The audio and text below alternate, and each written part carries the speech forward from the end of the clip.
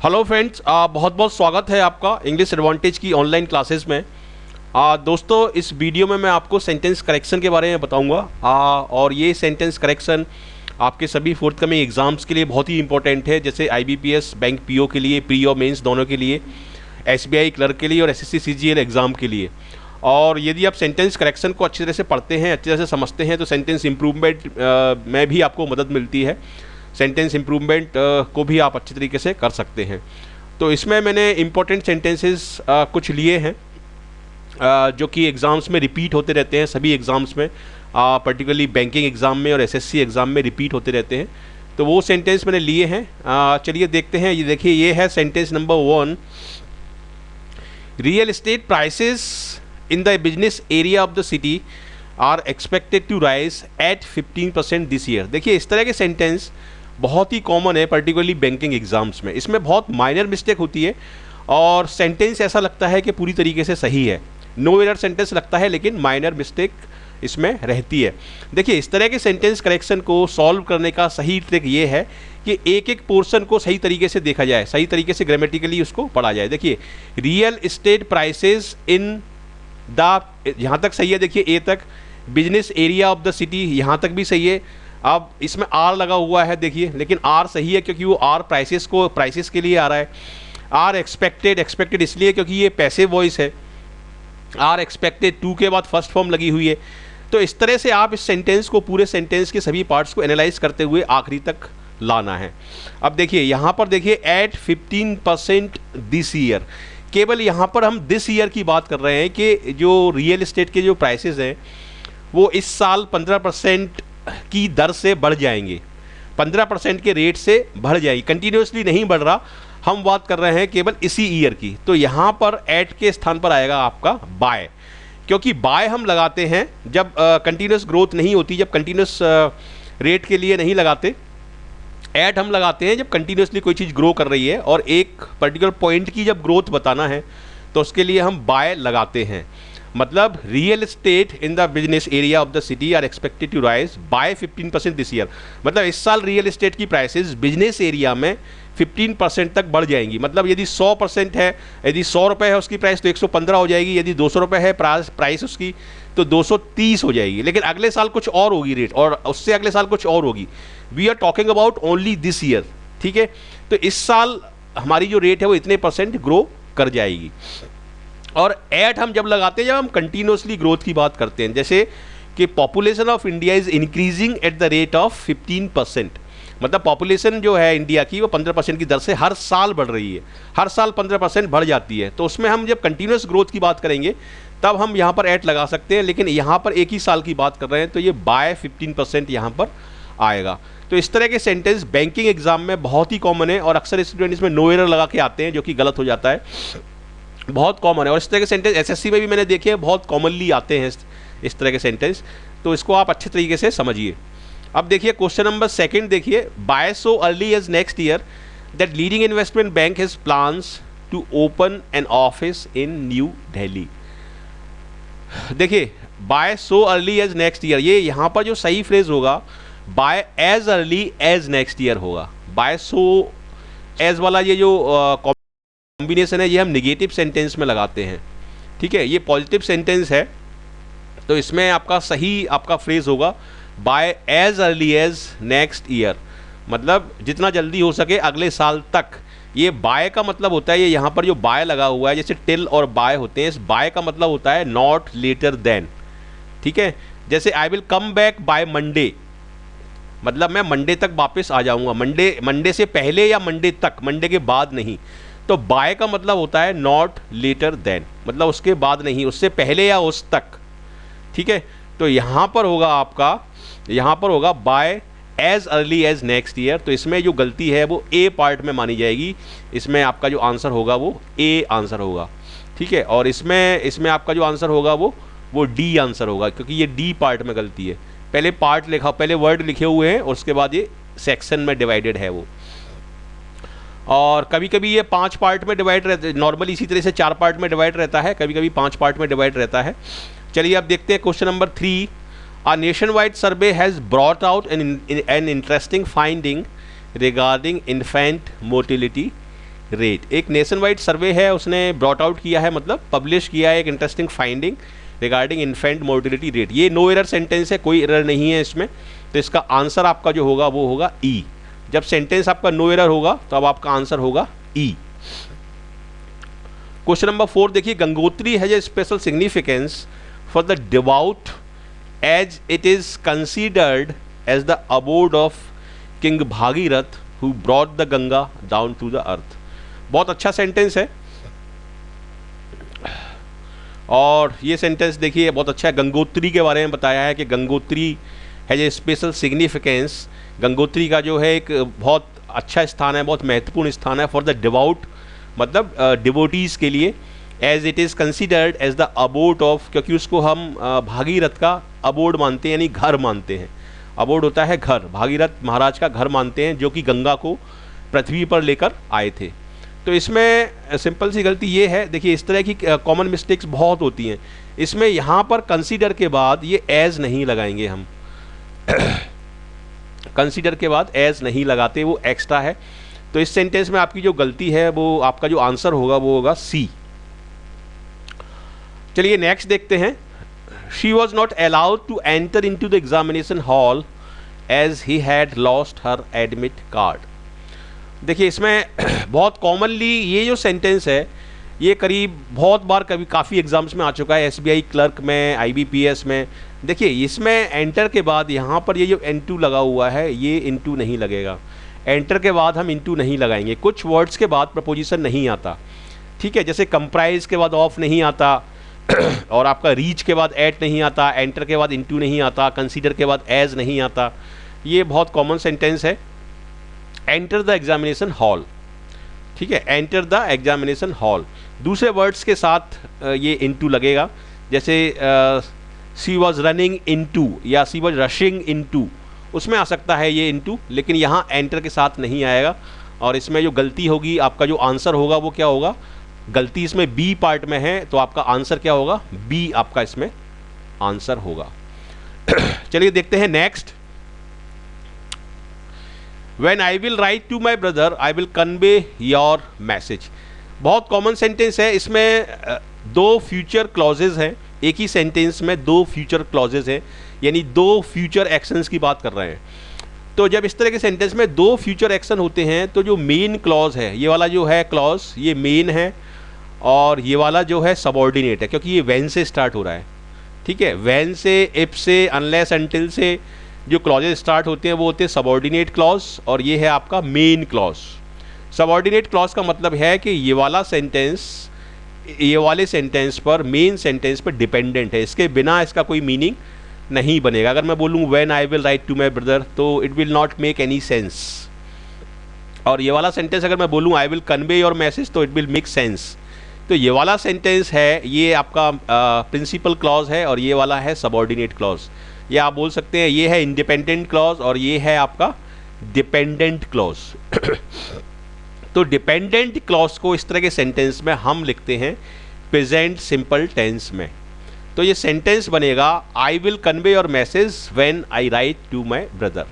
तो इसमें ये विल नहीं आएगा, दो फ्यूचर क्लॉज है। अगर दो फ्यूचर क्लॉज में हम फ्यूचर की बात कर रहे हैं तो एक जो मेन क्लॉज है वो आएगा फ्यूचर में या कैन के साथ या अकॉर्डिंग टू द मीनिंग, लेकिन जो दूसरा वाला क्लॉज है वो आएगा प्रेजेंट सिंपल टेंस में, उसमें विल का प्रयोग नहीं होगा।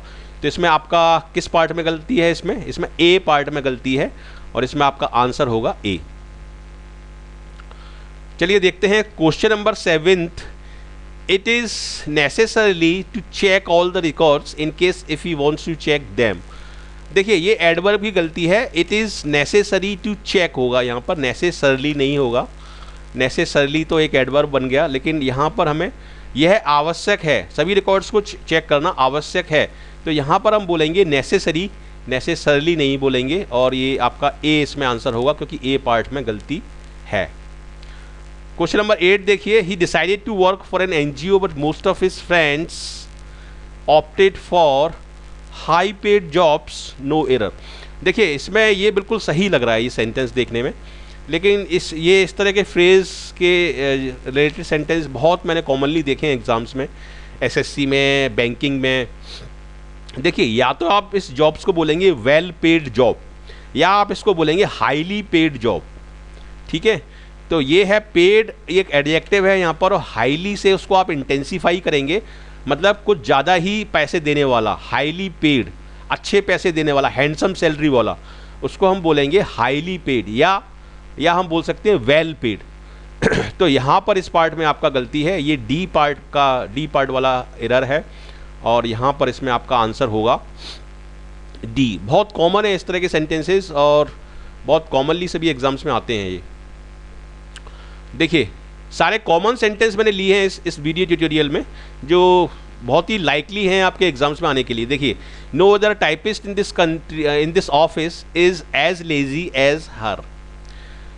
देखिए, यहाँ पर वैसे भी आप याद रखिए कि ये एज से जब हम कंपेयर करते हैं किसी भी चीज़ को, तो उसके बीच में एक पॉजिटिव डिग्री आती है, तो ये पॉजिटिव डिग्री तो है यहाँ पर, लेकिन इसके दोनों तरफ भी सेम केस के प्रोनाउन आने चाहिए।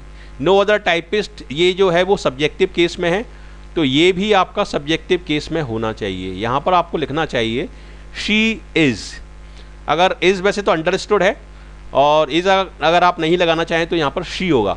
No other typist in this office is as lazy as she. तो यहाँ पर आपका ये पार्ट गलत है, और बहुत कॉमन मिस्टेक है। किस पार्ट में गलती है इसमें डी पार्ट में गलती है, तो आपका आंसर होगा इसमें डी। ठीक है, प्रोनाउंस के केसेस होते हैं, एक होता है नॉमिनेटिव केस, एक होता है आपका ऑब्जेक्टिव केस, और एक होता है पजेसिव केस।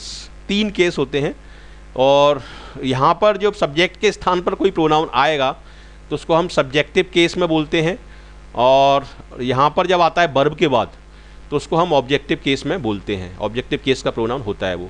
तो इस तरह के फ्रेजेस में जिसमें एज और एज लगा रहता है, दोनों तरफ नॉमिनेटिव केस या सब्जेक्टिव केस के प्रोनाउन आएंगे, तो वहाँ पर हर की जगह शी आएगा। चलिए देखते हैं sentence. From 30 and 40% of the people of this area suffer from jaundice. देखिए, इसमें काफ़ी सारे लोगों की बात हो रही है।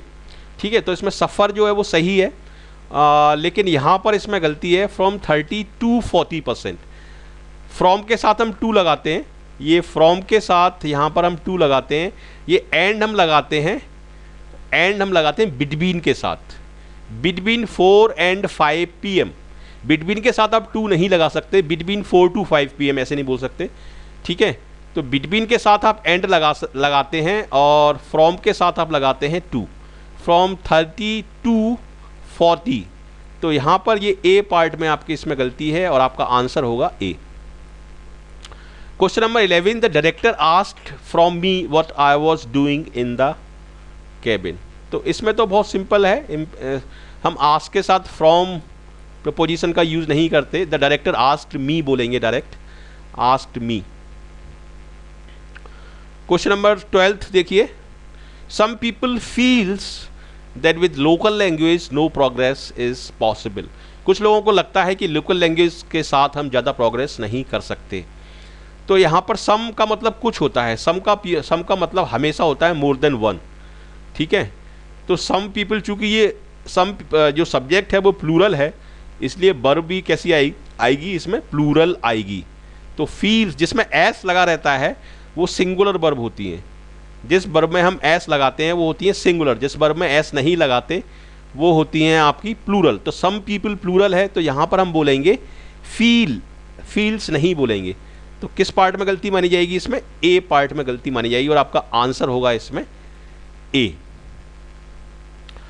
चलिए हम देखते हैं कुछ नेक्स्ट मिस्टेक्स। सारी मैंने हाई फ्रिक्वेंसी मिस्टेक्स ली हैं इसमें, कॉमन एरर बोलते हैं इनको, या सेंटेंस करेक्शन बोलते हैं, और यही इनकी आपको अच्छी अगर नॉलेज है तो यही आपको सेंटेंस इम्प्रूवमेंट जो एसएससी सीजीएल एग्जाम्स में भी बहुत कॉमनली आता है, और आपका बैंकिंग एग्जाम्स में भी आते हैं। 5 क्वेश्चन इसके आते हैं। तो हैविंग फेल्ड टू, यहाँ पर ही इसमें देखिए गलती दिखाई दी गई। इसमें टू के बाद हमेशा हम वर्ब की फर्स्ट फॉर्म लगाते हैं, तो ये जो गॉट है इसकी जगह आप बोलेंगे get. Having failed to get good results in her first attempt she did not try again. इसका सबसे अच्छा फंडा ये है सेंटेंस करेक्शन का, कि एक एक पार्ट को ग्रामेटिकली चेक किया जाए। एक एक पार्ट को आप पूरे सेंटेंस को मत देखिए, एक एक पार्ट को आप ग्रामेटिकली चेक करिए कि इसमें सब्जेक्ट वर्ब एग्रीमेंट सही हो रहा है, टेंस के हिसाब से वर्ब आई है क्या नहीं, और टू के बाद फर्स्ट फॉर्म आया है कि नहीं, ये सारी चीज़ें आप देखिए और आपको बहुत आसानी से वो मिस्टेक मिल जाएगी। चलिए देखते हैं next sentence 14th। He doesn't understand that how one can be employed as a stenographer without the necessary qualification. He does not understand. देखिए यहाँ तक ये सेंटेंस सही है। That how one can be employed, देखिए ये इस that को हम WH वर्ड के साथ कभी भी नहीं जोड़ते, और इस तरह की मिस्टेक बहुत कॉमन है। that को किसी भी WH वर्ड के साथ नहीं जोड़ेंगे हम, क्योंकि इस तरह के सेंटेंस में जो WH वर्ड है वो ही कनेक्टर की तरह काम करता है, इसलिए हम दो कनेक्टर नहीं रखेंगे। हाउ के साथ हम दैट नहीं जोड़ेंगे, यहाँ दैट नहीं आएगा और दैट के स्थान पर कुछ नहीं आएगा। He doesn't understand how one can be employed as a stenographer without necessary qualification, इस तरह से हम इसको बोल सकते हैं। तो WH वर्ड के साथ हम दैट नहीं लगाएंगे, और इसमें आपका जो आंसर होगा वो होगा बी। चलिए देखते हैं कुछ नेक्स्ट मिस्टेक्स। यह है question number 15th। The police officer asked me that where I was going at 12 PM। देखिए इसमें भी दैट के बाद WH वर्ड लगा दिया, तो इसमें दैट गलत है और बी इसमें आंसर है आपका। She close the window grill provided that her child might not fall down. देखिए प्रोबेबिलिटी के लिए हम यूज करते हैं मे और माइट का। मे मतलब कम प्रोबेबिलिटी है और माइट मतलब और ज़्यादा प्रोबेबिलिटी है। मे और माइट को हम यूज करते हैं प्रोबेबिलिटी के लिए, और कैन को यूज करते हैं पॉसिबिलिटी के लिए। तो यहाँ पर हम पर्पस दिखा रहे हैं, एक्शन प्लस पर्पस दिखा रहे हैं। मतलब उसने विंडो ग्रिल लगा दी, क्यों लगा दी, उसका पर्पस क्या था, ताकि उसका बच्चा नीचे नहीं गिर जाए। तो एक्शन और पर्पस को जब हम जोड़ते हैं, एक्शन, इसको आप याद कर लो, action plus purpose, action plus purpose के लिए आता है यहाँ पर सो दैट। प्रोवाइडेड वर्ड नहीं आता है इसमें, प्रोवाइडेड वर्ड आता है कंडीशंस के लिए। शर्त को जब हम एक्सप्लेन करते हैं तब आता है provided word. She close the window grill so that her child might not fall down. उसने विंडो ग्रिल इसलिए लगा दी ताकि उसका जो बच्चा है वो नीचे नहीं गिर जाए। तो she close the window grill so that, यहाँ पर प्रोवाइडेड के स्थान पर हम लगाएंगे सो, और इसमें आपका आंसर जो होगा वो क्या होगा, बी आंसर होगा इसमें, क्योंकि बी पार्ट में इसमें गलती है। चलिए देखते हैं आगे कुछ क्वेश्चंस। क्वेश्चन नंबर 17th देखिए, सारे हाई फ्रिक्वेंसी सेंटेंसेज हैं। When I called him yesterday he offered to donate a handsome sum to the food relief fund. इस तरह के सेंटेंस बहुत ही ज़्यादा कॉमन है IBPS एग्ज़ाम में, क्लर्क एग्ज़ाम में, SSC एग्ज़ाम में, जिसमें पता नहीं पड़ता कि कहाँ पर गलती हो सकती है, क्योंकि पूरा सेंटेंस बिल्कुल सही लग रहा है ये। तो इसमें देखिए, इसमें यहाँ पर जो आएगा, यहाँ पर ये इस पार्ट में गलती है। ऑफर्ड के बाद, ठीक है, उसने ऑफर्ड किया हैंडसम सम, अच्छा पैसा देने के लिए उसने ऑफर किया, लेकिन किसके लिए, फूड रिलीफ फंड के लिए। तो यहाँ पर आप लगाएंगे या तो फॉर लगाएंगे, और जब आप फंड में पैसा देते हैं तो उसके लिए इन भी लगा सकते हैं आप। तो when I called him yesterday he offered to donate a handsome sum in the food relief fund, either you can say in और you can say for the food relief fund. तो इस पार्ट में आपका D में गलती होगी, इसमें आपका आंसर होगा डी।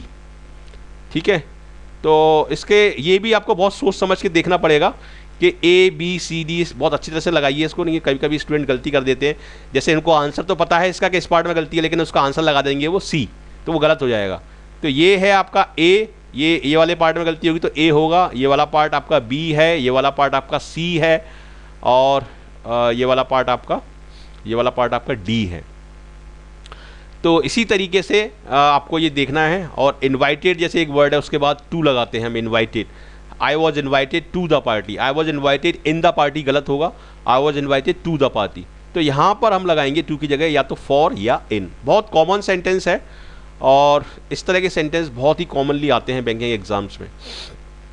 अब देखिए question number 18th, the student which you had thought so highly of has failed to pass the examination. मतलब वह स्टूडेंट जिसके बारे में आपने काफ़ी बड़ा चढ़ाकर बोला था, काफ़ी अच्छा बोला था, वो एग्जामिनेशन में फेल हो गया है।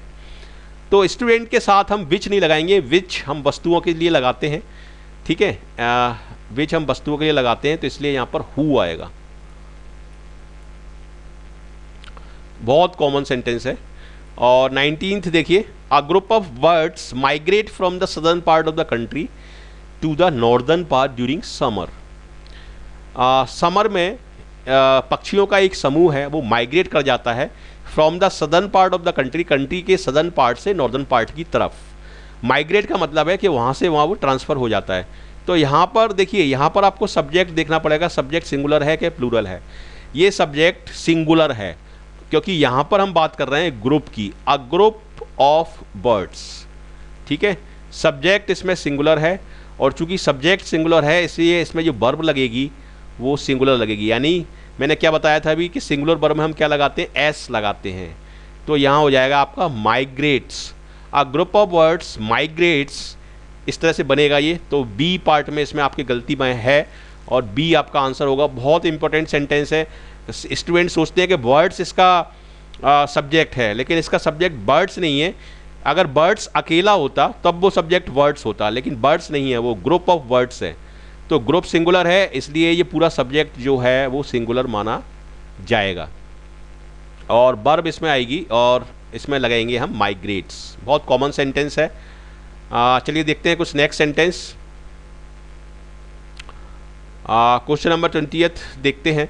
It will not be possible for you to catch the train on time because the nearest railway station is at 10 kilometre away.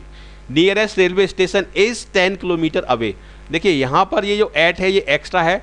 ये दो प्रपोजिशन एक ही फ्रेज में हम दो प्रपोजिशन लगा रहे हैं, अवे भी लगा रहे हैं और एट भी लगा रहे हैं।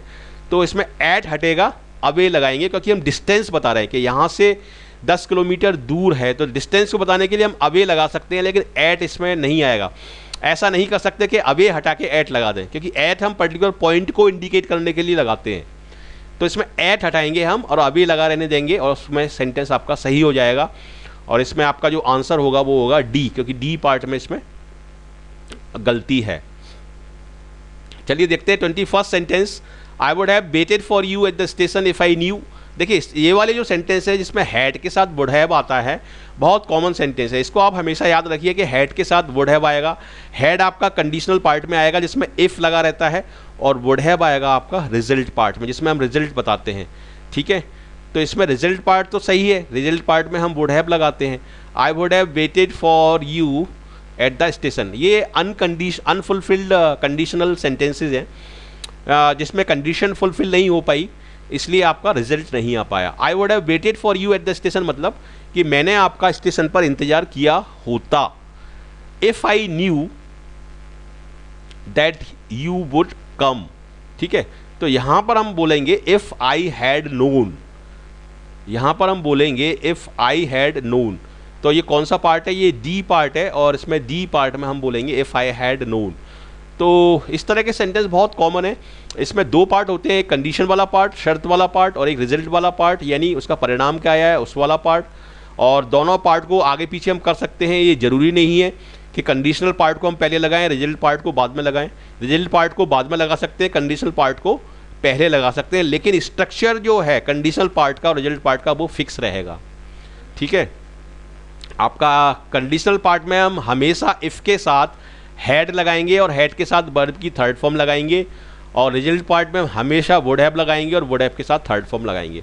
तो इस तरह के सेंटेंस के बेस पर काफ़ी आपके सेंटेंस बन सकते हैं।